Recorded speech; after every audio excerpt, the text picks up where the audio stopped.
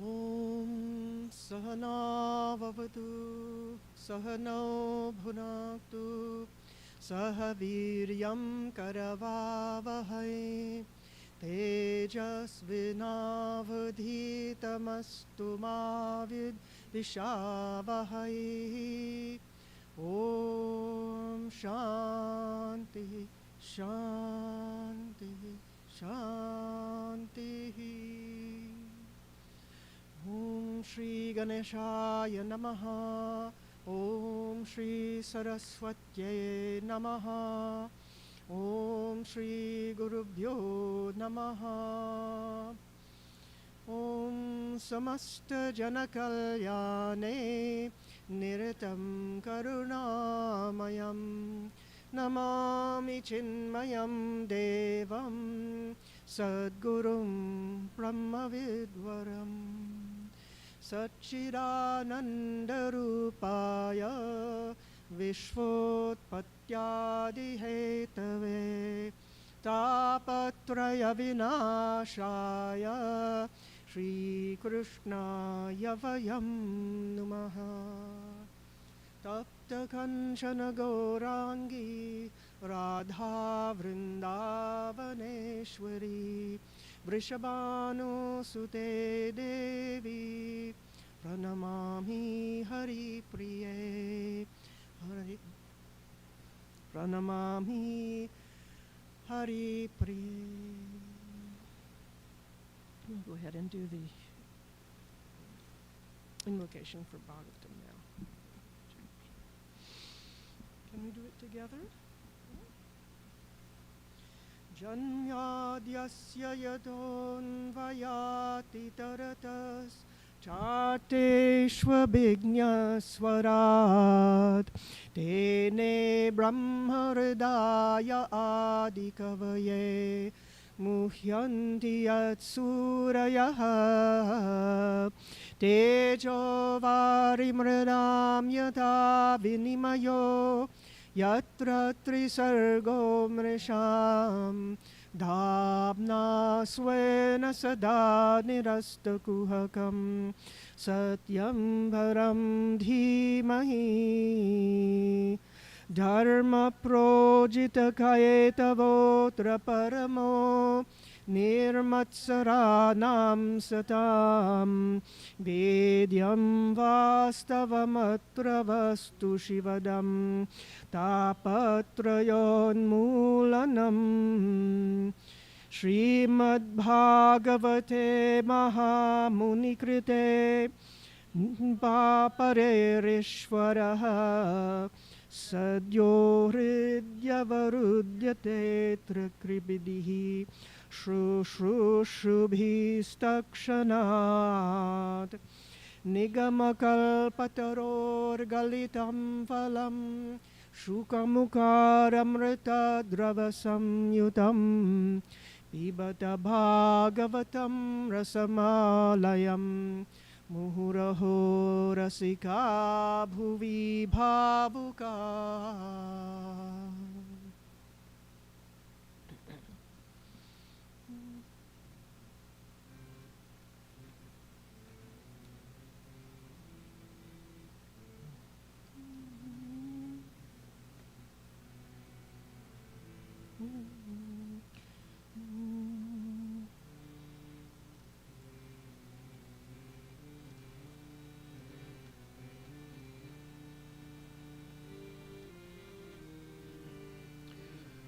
Sorry, I have to get accustomed to this again.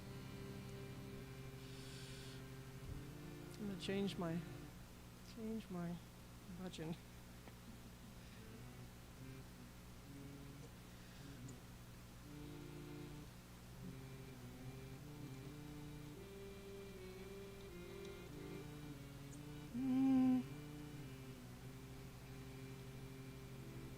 I'll try. Gopala, Gopala, Gokulanandana Gopala, Gopala, Gopala, Gokulanandana Gopala, Nanda Kumar Kumara Gopala Nanda Kumara Gopala Nanda Kumara Gopala Nanda Gopala Nananita Chora Gopala Navanita Chora Gopala Gopala Gopala Gokula Nandana Gopala Gopala Gokula Nandana Gopala Apad Bandava Gopala Gopala Apad Bandava Gopala Bandava Gopala Anatha Rakshaka Gopala Anatha Rakshaka Gopala Gopala Gokula Nandana Gopala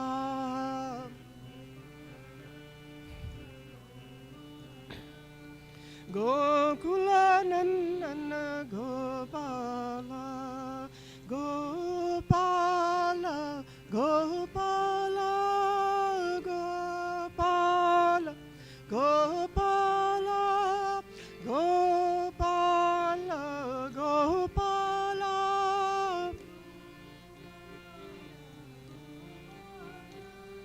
Gopala Jaya Gopala Gopala Jaya Gopala Gopala Jaya Gopala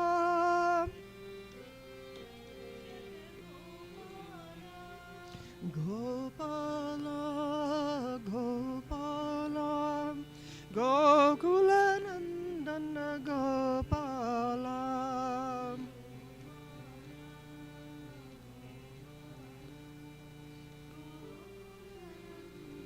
Gopala Gopala Gopala Gokula Nandana Gopala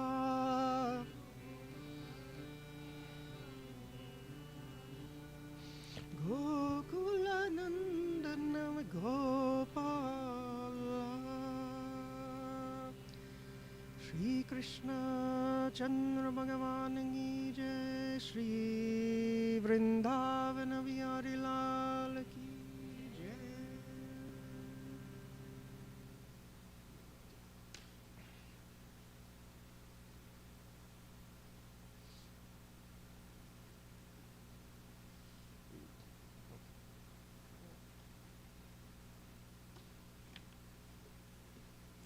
Protect the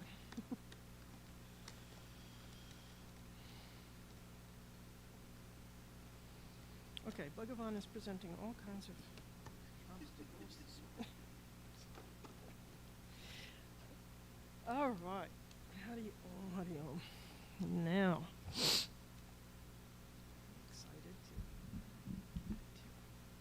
to 10th canto.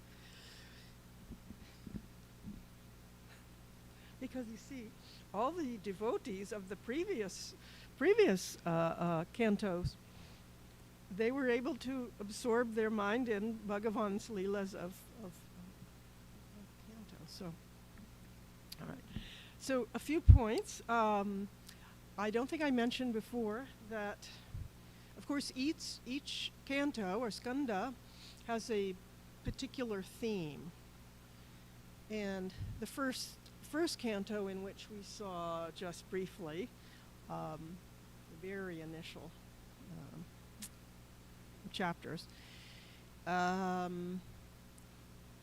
was the theme there is adhikari, the fit student, who is none other there than Parikshit Raja. Now later, if there's anyone who doesn't know his story. I'll tell that later on, another time. But since we have a chance here, so we're on 10th canto now. So the theme of the 10th canto is ashraya, meaning the refuge. And here meaning Bhagavan is the substratum, the support,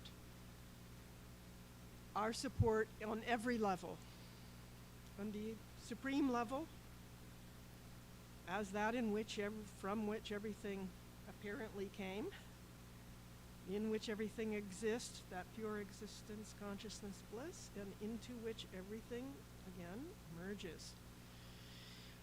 And as we perceive ourselves now as jivas living in this jagat, this world of creation, he alone is our support, financial support, economic support, our material support, emotional support, psychological support, intellectual support, everything. So, in other words, we will see stories in which his devotees find their support in him alone. So, that's the beauty of this canto. Now, since I get the chance to also, on our first day, we saw Bhagavan's advent, his avatar incarnation, when he was born into the prison in which Vasudeva and Devaki were imprisoned by Kamsa. Now, there's many beautiful points that I didn't have time to bring out, symbolically. Actually, not only symbolically, but realistically.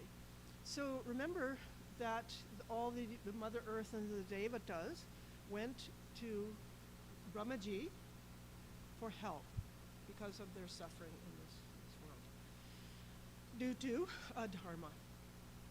And they went to Bhagavan, Mahavishnu, lying on the Anantasesha in the middle of the Milky Ocean. Now, remember that Bhagavan already knew, because he's that all-pervading consciousness. Before we even realize that we're in difficulty, he already knows, because he's the knower within our own heart. And so he tells them, I am already going to come. But notice, what does he do? He gives them a job first. He gives the Devatas, Devis, a job to you go and be born before me to prepare my way. So the Lord already knows our difficulties, pain, whatever, even our joys, of course. Yeah? But he says, I'm coming to you, but there's a job you have to do first. You have to prepare my way. Every scripture, I think, has that. Prepare ye the way of the Lord. Right? So, meaning we have seva to do. And when we go forth and do his seva in the way that we are given, or at least in the way that we know how at this time, then what are we doing? We're actually also preparing our own hearts for his coming. And even as the word incarnation means in flesh. Yeah. Means karna, that karna is from the Latin, I believe, meaning flesh, in the flesh. He's coming into flesh, and he wants to come into us, into this body. He's already in this body. He's the one living in it. But sometimes he has to appear in a way that we recognize him. Right? In fact, we'll see something really beautiful if we go through it like that. So, he wants to use our body and mind, Brahmaji, 4 heads, 4 aspects of Antakarana, to do, that's what our body and mind is for the Lord's service. Now, as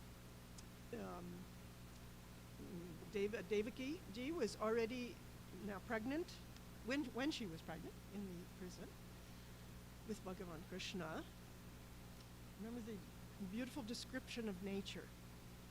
All of nature was preparing. All was in most auspicious, beautiful perfection and harmony.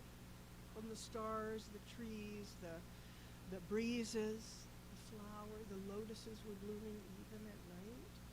Everything was beautiful. And I may have mentioned, though, that those same elements that are out in nature are the very same elements that make up our body and mind on the subtle and the gross level.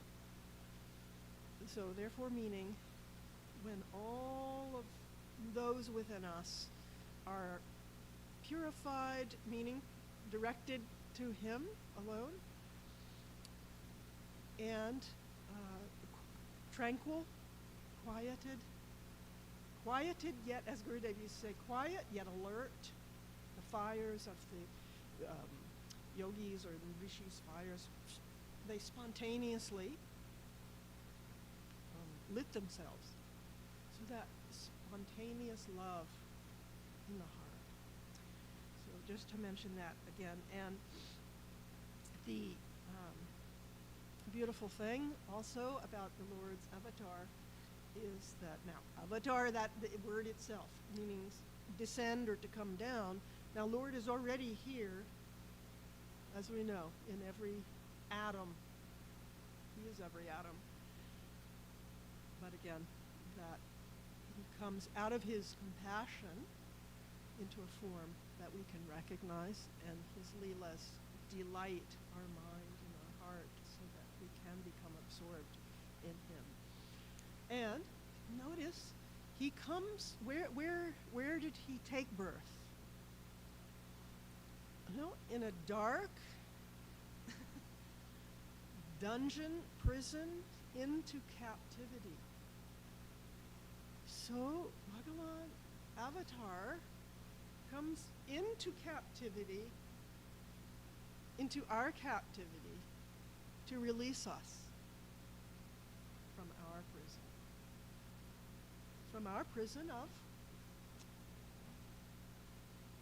ignorance, thinking that I am imprisoned in this body, that this alone is me, that I'm limited.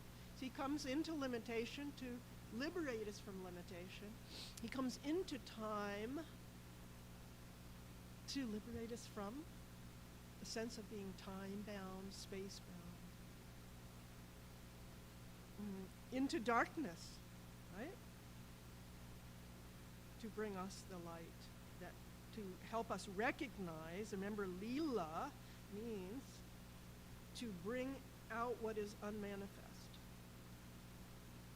What is unmanifest is that recognition that we are the light. We are that supreme light. So, and this is a personal interpretation, that He,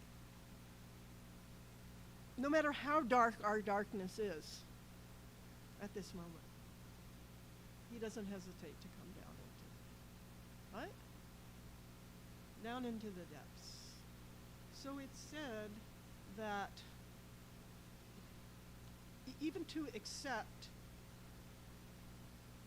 what I am, where I am, how I am at this moment, that is when He comes in. So that's very liberating when we it's to accept everything, even myself as I am at this moment. See, Bhagavan comes.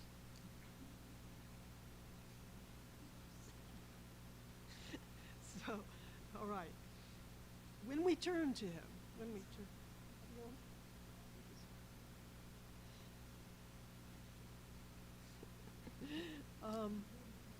you see?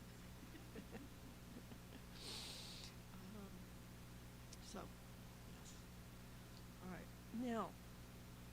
this is, so he doesn't expect us to climb up I'm taking this from another saint's writing, that he doesn't expect us to climb up the ladder of perfection to find him. He will come down to us when we're ready, when we turn our hearts to him, just like Arjuna did, right? There was Bhagavan right there on the battlefield. Battlefield, you know? With the worst of the worst and the best.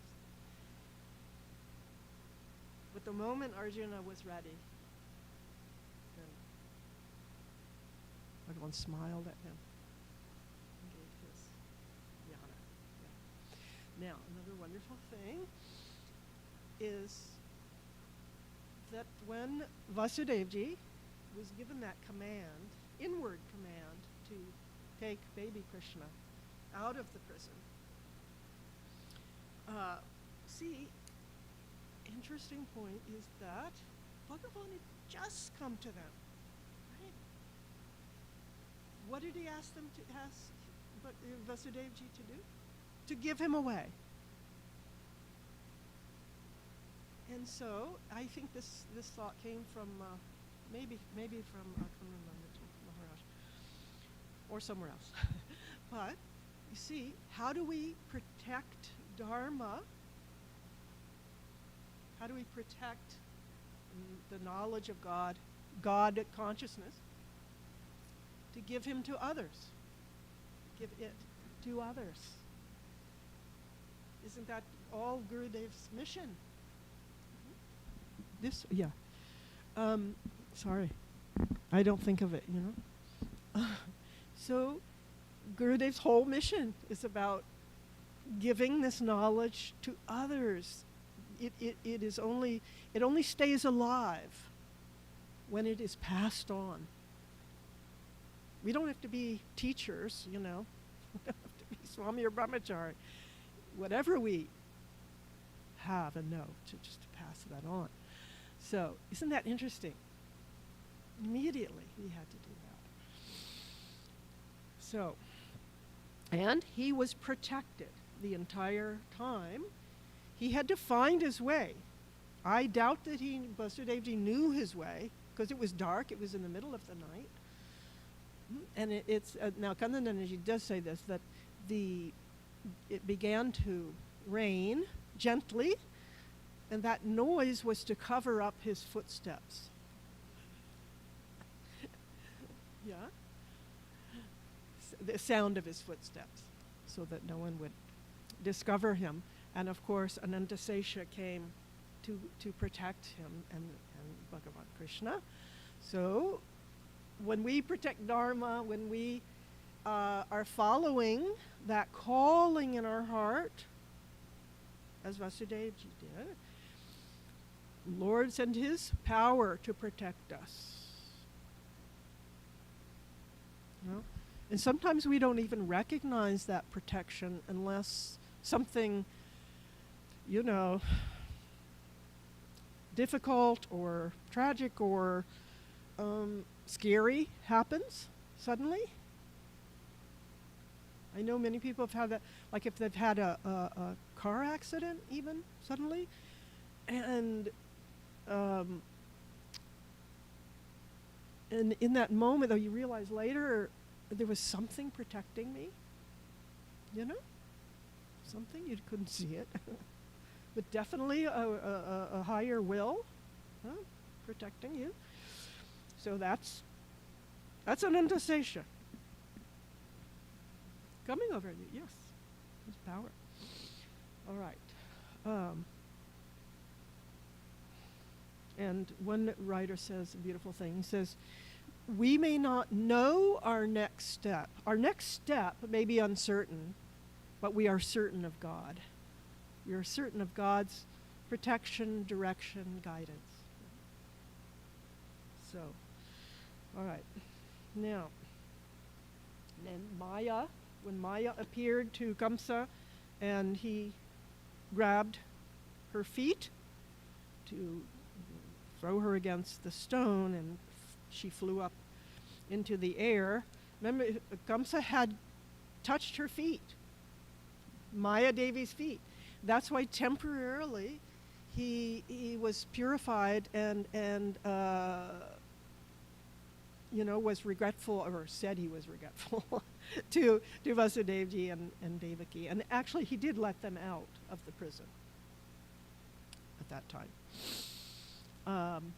And then the message is when she says, who you're looking for is elsewhere. He's alive and well. Meaning Brahman is alive and well. And Maya, we can't reach him through Maya. Maya doesn't reveal him.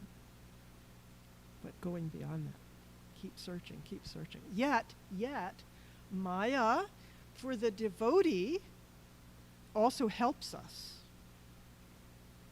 Because how that a Maya power protected Vasudeva.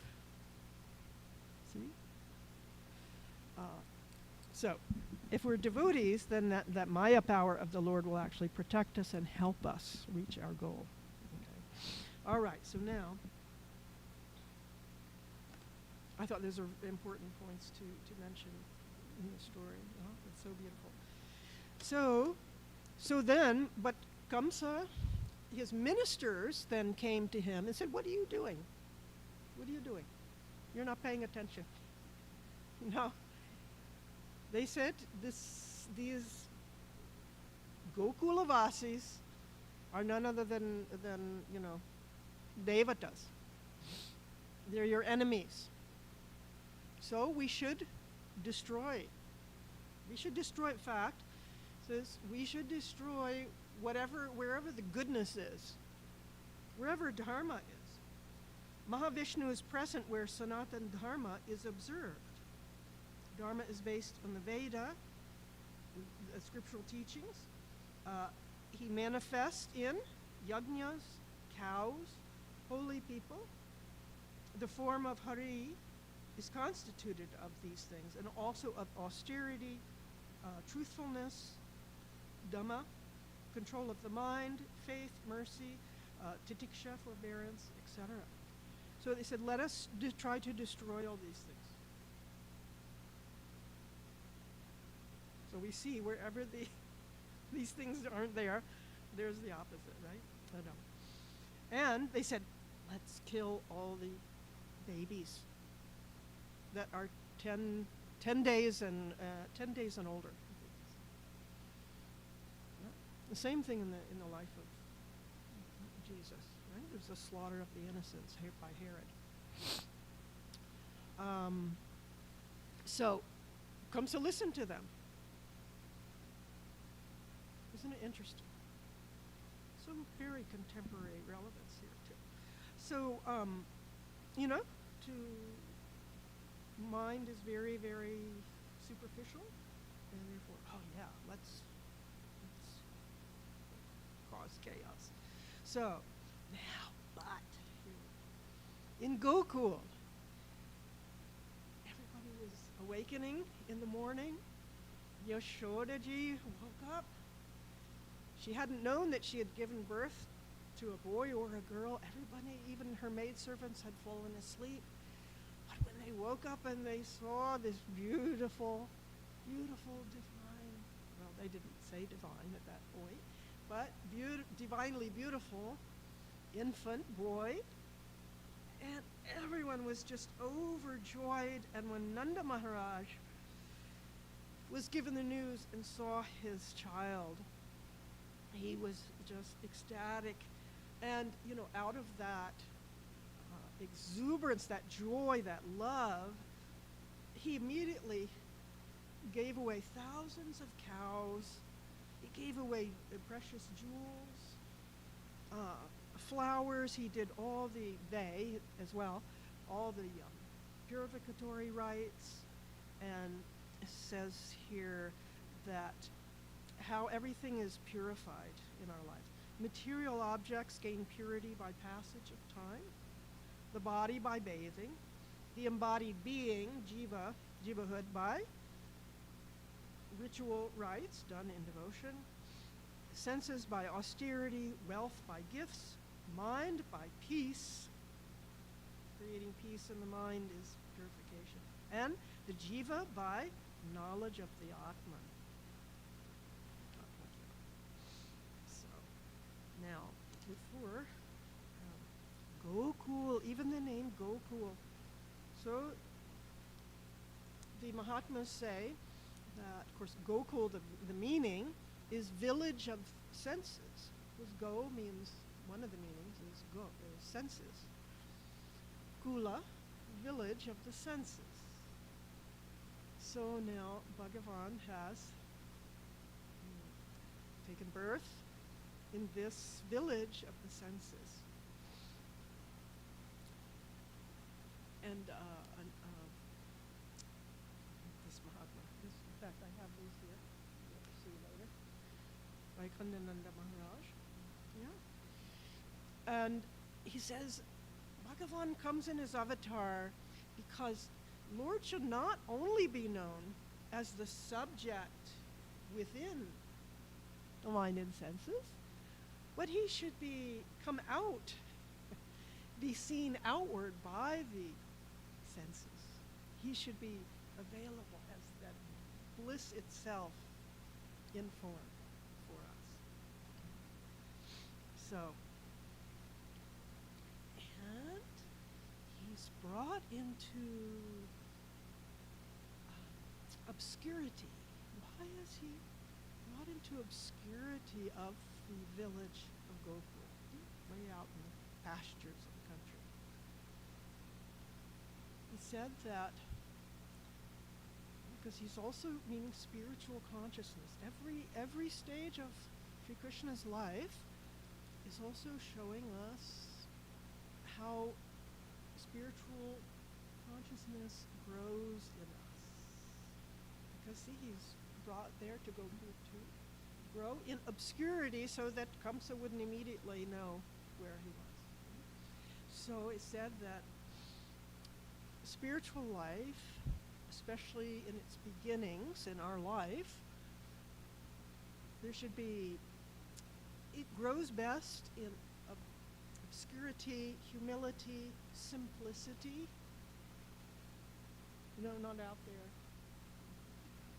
Why? Because that protects you from all kinds of things and people or whatever, or situations that would try to drag you out of that. And also we see what we see expressed through the people who live there. All joyous on the birth of this one child. Even though Bhagavan Krishna, literally wasn't everyone's child, but they all regarded him as their own. They were happy for Nanda Maharaj and Yashodaji. They felt that it was their own child as well. And so they all brought gifts to Nanda Maharaj, and he also gave away mountains of wealth and cows. And they had pujas, they had musical instruments, they were playing the music, the gopas were throwing ghee and yogurt at each other.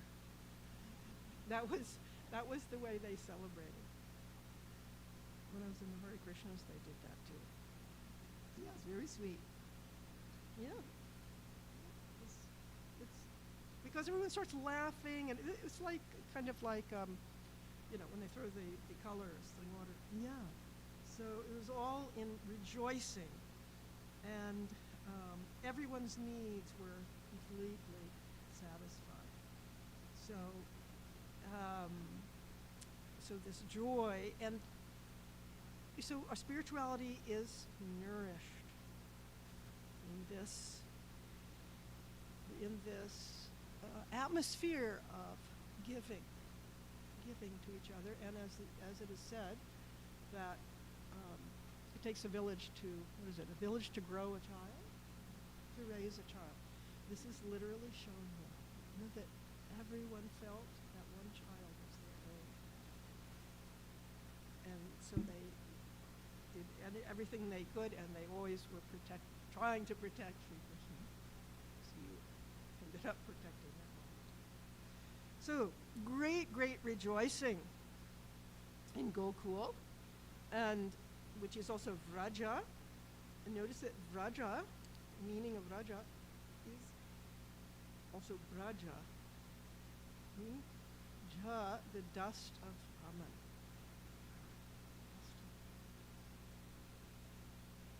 Even the dust particles there are Brahman.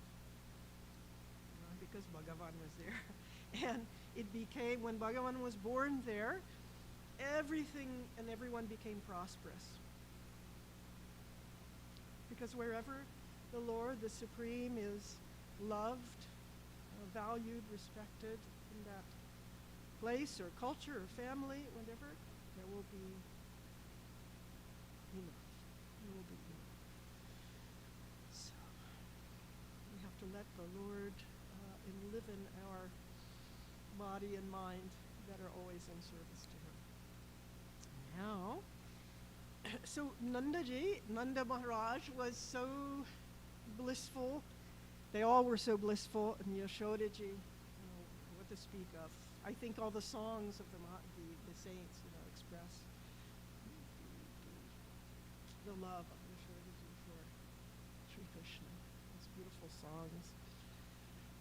But here now, Nanda Maharaj had to take taxes to Kamsa in Mathura. And he was feeling joyous. Anyway, so he and other Gopas accompanied him to Mathura in their wagons and all. And he went to Mathura to pay his annual tribute to Kamsa. Vasudevji heard that Nanda Maharaj was coming, and so he went to meet him after Nanda Maharaj gave his taxes, tribute to the palace. And when they met,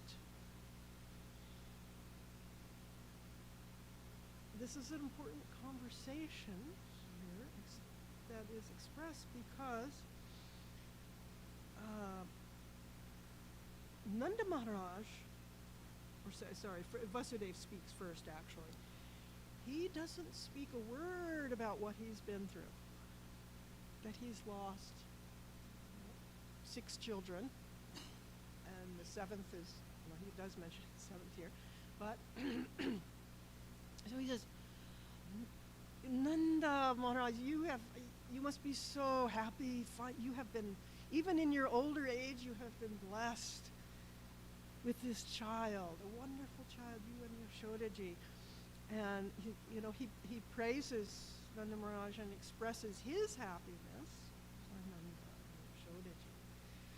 And then Nanda doesn't say anything about that. He says,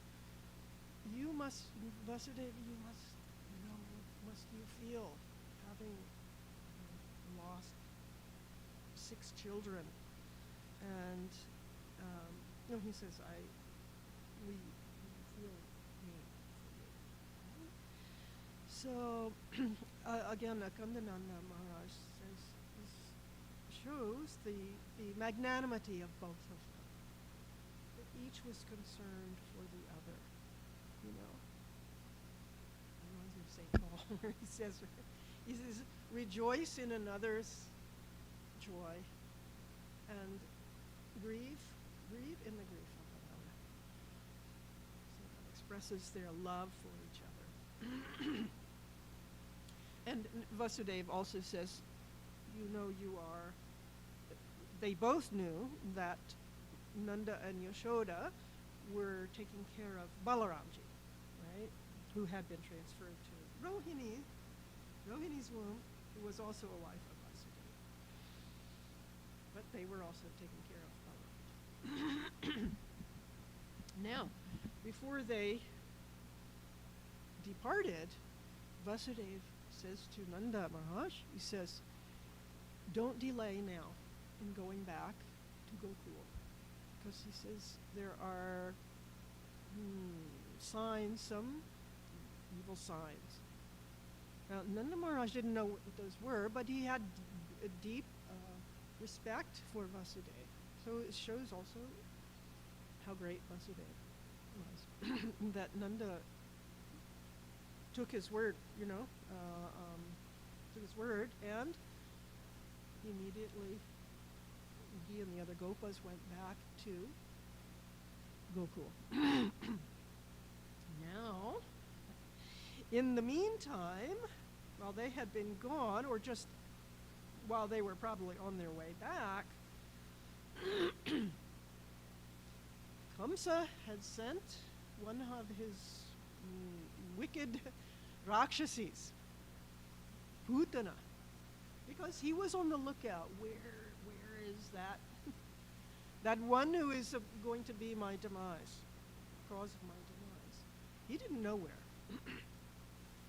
Putana was one of the many servants of Kamsa and she had powers, she was a witch.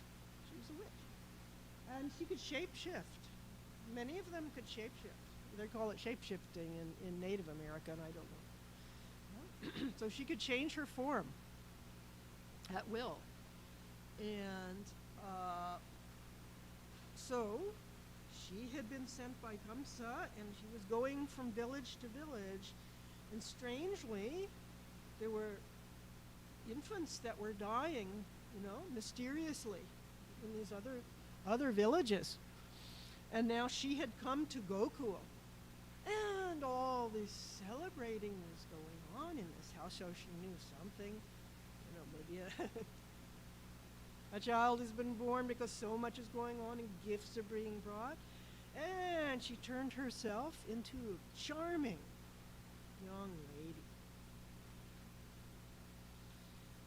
Her beauty is described, and her curls, and very, very, her figure, a delightful smile and side glances, and as she came closer to where all this rejoicing was going on, and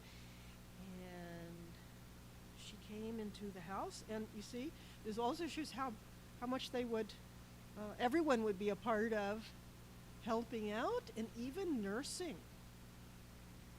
In those days, I guess, it is said that other women could also nurse the child. Again, that's showing everybody was responsible for every child in the community. And so Akandananji says that she saw Rohini and Yashodaji, sitting there beside Sri Krishna, and everyone else was around. And she comes in and says, and everyone's kind of mesmerized by her, and she's coming in with such confidence. Really charming to look at. And she says, Yashodaji, you haven't had a baby before. You don't know that he's hungry. He's hungry. So they let her, take up Krishna. Now she has applied intense poison to her breast. And she takes him in her lap, and he starts nursing, and Bhagavan has his eyes open when she first takes him in her lap, and then he immediately closes his eyes. Why, we shall see. And so she starts nursing him, and he keeps on nursing, and he's grabbing hold of her, and he starts sucking the very life out of her, the very prana out of her. And she's trying to get rid of him, and he won't let go, because whomever he takes hold of, he never lets go of. And she starts screaming, Muncha, Muncha! Meaning, release me, release me. But he won't release her in that way.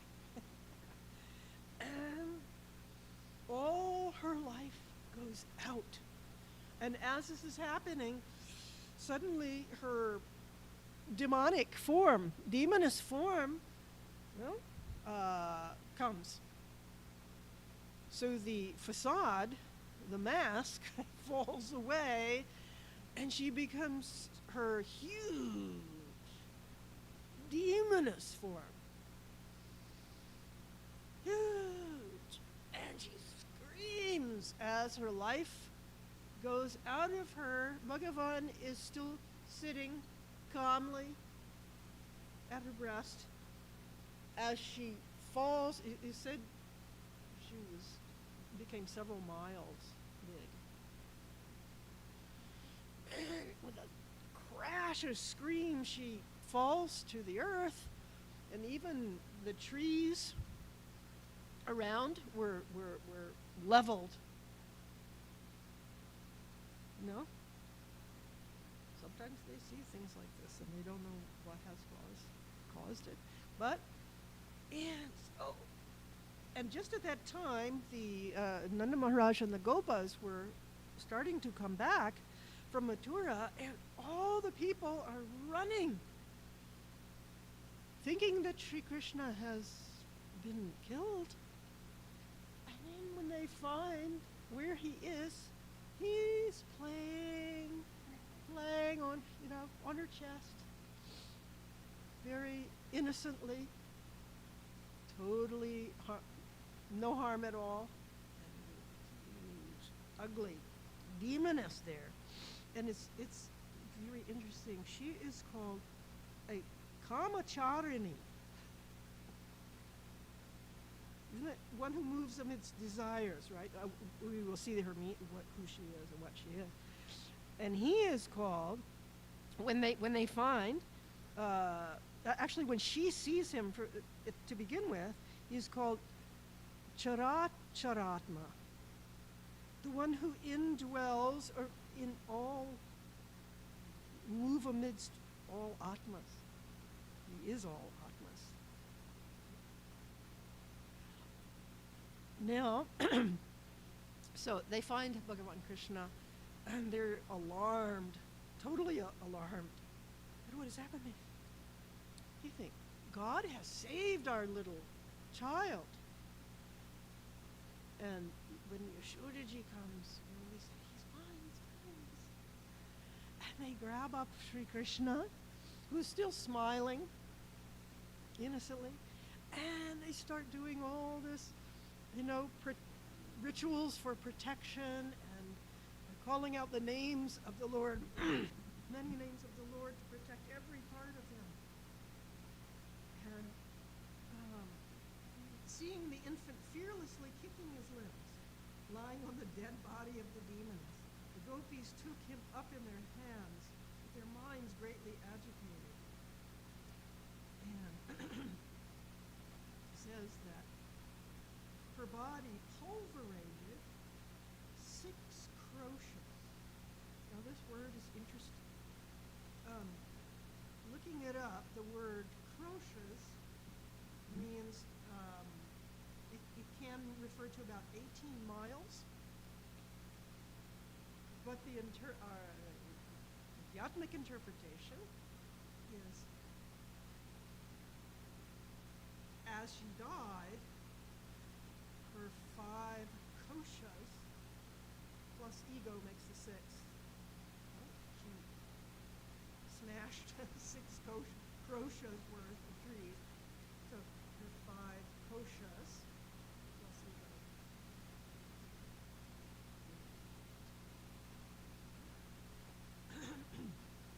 And so they did all these rites to protect Sri Krishna. And as Nanda Maharaj and all of them returned, they wanted to get rid of this horrible body of Putana. They had to chop it up. And they burnt it at a distance from the village. And what happened? Normally if you burn something awful or garbage, it doesn't smell great. smelled like sandalwood. Sandalwood just infiltrated the air. Such a beautiful scent. Nobody understood why this would come from this demoness. Why did that happen? Why sandalwood? Because she had been entirely purified by the touch of the Lord. Even though she came with that evil intent. Now, who is Putana? What does she represent? Meaning, Putana means impure, and she represents ignorance. And I was thinking it's very interesting, our word putrefied. Putrefied. So, na, puta, pure, na, not pure. And that is, the Rishi say, Mahatma say, she represents ignorance, avidya. That's the only thing that is covering our real self. So she comes in a disguise. Right? When we don't know ourselves, we have many disguises. It's said here. And Putana came with beautiful disguise. Right? But she could not recognize the real self there in the form of Krishna. Even though she came with this evil intent, it is said here that this is the glory of Bhagavatam Dharma, that with whatever intent one comes to God, no? With whatever emotion, thought, that's your path. And you will be completely purified. Later, of course, we see others purified, even with anger. They come to Bhagavan with anger, etc. Whatever it may be. So in fact, Shukadev says here that even this demoness, this killer of infants, attained to mukti because she had fed Krishna, even though with a murderous intention. What a glorious destiny then for those who offered, especially Mother Yashoda and other devotees who would come with that loving, motherly love, devotion, and intention. And so she got the reward due to a mother, due to the mother of the incarnate Lord, namely the attainment of eternal bliss. What shall then be for those mothers and the cows who fed him with milk, their own milk, with great love and devotion? Never can ignorance-born samsara be the fate of those whose breast milk, overflowing out of love, happened to be drunk by Sri Krishna. And so, truth destroys ignorance. And the ego's charm itself is based on, here's Vivekachudamani, even illusion or the illusion of ego couldn't be there if there weren't the substratum of the pure self.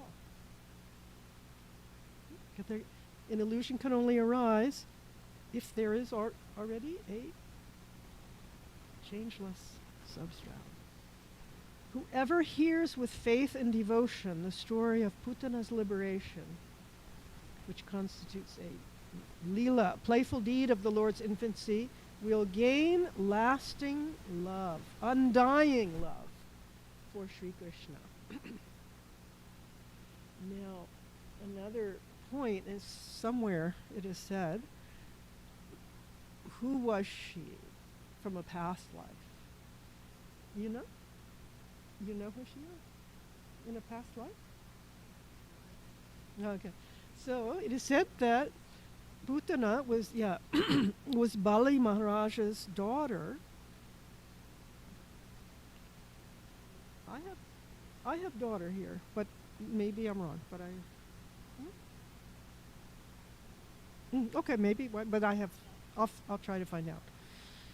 Ratnamala was her name, and when she had seen Vamanadev, she had that motherly feeling towards Vamanadev. So, due to even that emotion from the past, she got the merits, of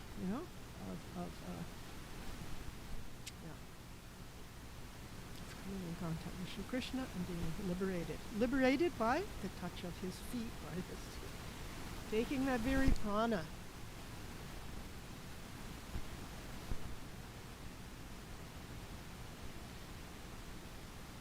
Now, there's more on the boards. Okay. We go to a quarter after. That's our usual. That there are commentaries by different saints about why Sri Krishna closed his eyes. Why did he close his eyes? There's many different reasons given. So one is that when a child is drinking, right? They usually close their eyes. Well, all right. I haven't been a mother, but okay. They close their eyes. They don't like to drink something bitter. That's it. Okay. Yeah, they do like to look in the mother's eyes, right? Yeah, that's very important actually. But they don't like to drink something bitter. No? So, Putana's breasts were bitter with that poison, right? So that's one reason given. Another is that the first demon that he was removing was a woman. Wasn't it the same with Lord Rama? Yeah. So, another is that because he was taking her life into him, he was merging her into him, right? When we eat or drink something really, really wonderful, delicious, we and so he was merging. So there's other reasons too, I think, that are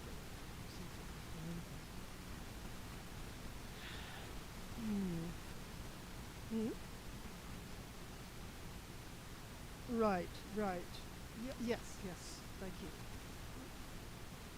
Yes, he's seeing her from the outside. Here's this demoness, but there must be some merit in her that she's actually coming into his presence. So he's closing his eyes to look inside. So one merit could be this past life. So Utana represents also non-apprehension within us, avidya, that comes in disguise. And it comes in disguise. Oh, wonderful, just like the example used in Vedanta, of the shining silver, which is really, it's just shell.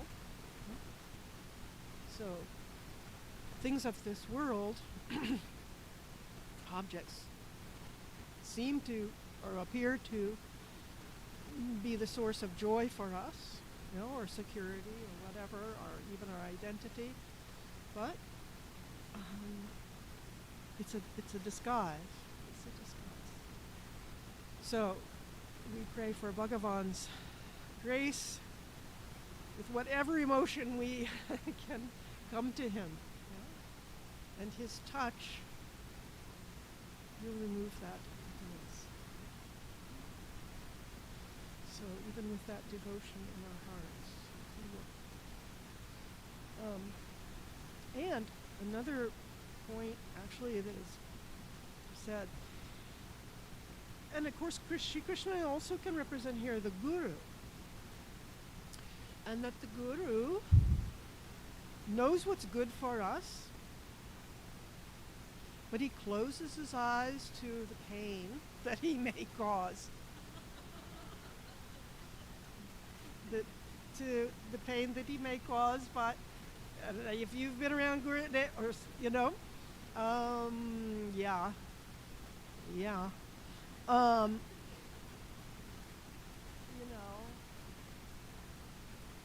but sometimes it's the only way.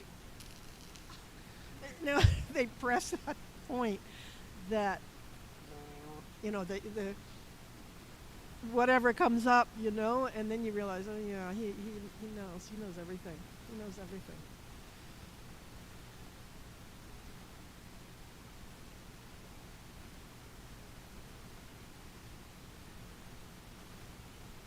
Yes.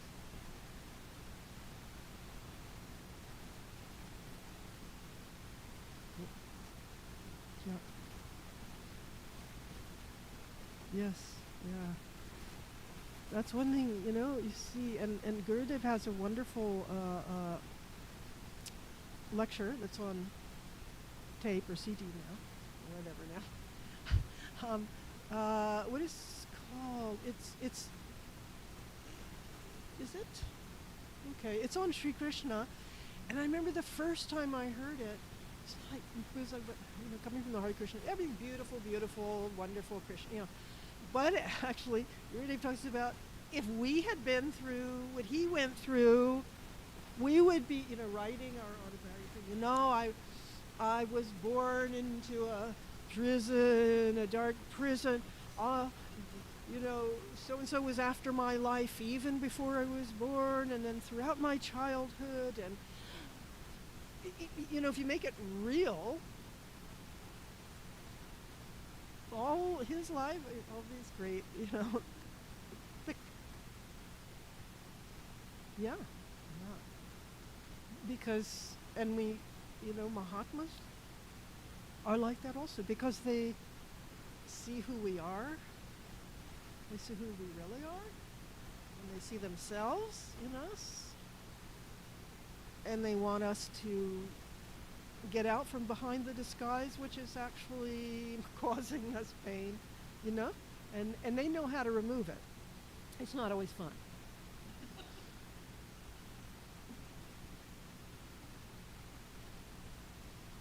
It's not. But then later, thank you, Lord. Then we're thankful. But that's the way. That's sadhana, no? Please, yeah, sure.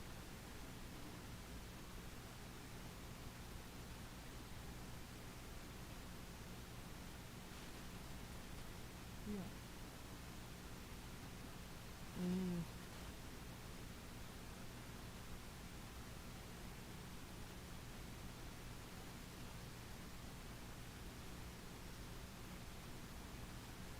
Wow. Mm. Yeah. Yes. Yes. He brings hurricanes. Next lecture, he brings a tornado. Yeah. All so meaningful. That's why I love these stories so much, because knowing the meanings of them, because he's doing that very same lila in us, And when we realize, oh, he's doing that. He's doing everything. Then life becomes rejoining in his lila, So, okay, let me just do one chant. So that beautiful Uttama.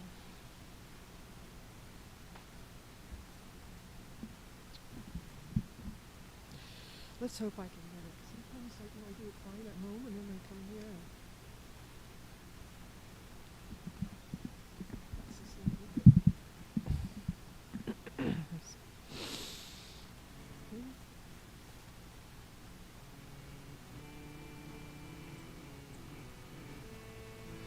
Om Namo Bhagavate Vasudevaya. Om Namo Bhagavate Vasudevaya. Om Namo Bhagavate Vasudevaya. Om Namo Bhagavate Vasudevaya. Om Namo Bhagavate Vasudevaya. Namo Bhagavate Vasudevaya. Om Namo Bhagavate Vasudevaya. Vasudevaya. Om Namo Bhagavate Vasudevaya. Om Namo Om Namo Bhagavate Vasudevaya. Om Namo Bhagavate Vasudevaya. Om Namo Bhagavate Vasudevaya. Om Namo Bhagavate Vasudevaya. Om Namo Bhagavate Vasudevaya. Om Namo Bhagavate Vasudevaya. Om Namo Bhagavate Vasudevaya. Namo Bhagavate Vasudevaya. Om Namo Bhagavate Vasudevaya. Om Namo Bhagavate Vasudevaya. Om Namo Bhagavate Vasudevaya. Bhagavate Vasudevaya. Vasudevaya. Vasudevaya. Om Namo Bhagavate Vasudevaya. Om Namo Bhagavate Vasudevaya. Om Namo Bhagavate Vasudevaya. Om Namo Bhagavate Vasudevaya. Vasudevaya.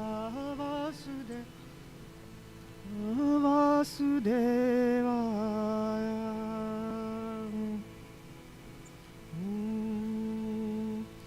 Shri Krishna Chandra Bhagavan ki jai. Shri Radha Krishna Bhagavan ki jai. Shri Sadgurunatha Maharaj ki jai. Radhe Radhe Shyam.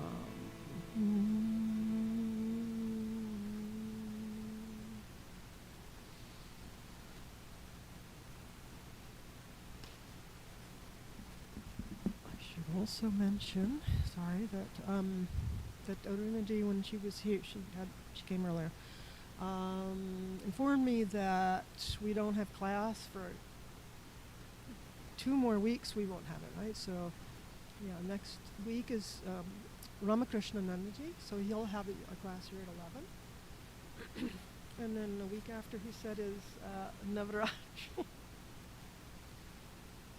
So. Yeah. Okay. So it's the last week, I guess. For this, yeah. Okay. So I'm saying that also for whoever, if there's anyone listening.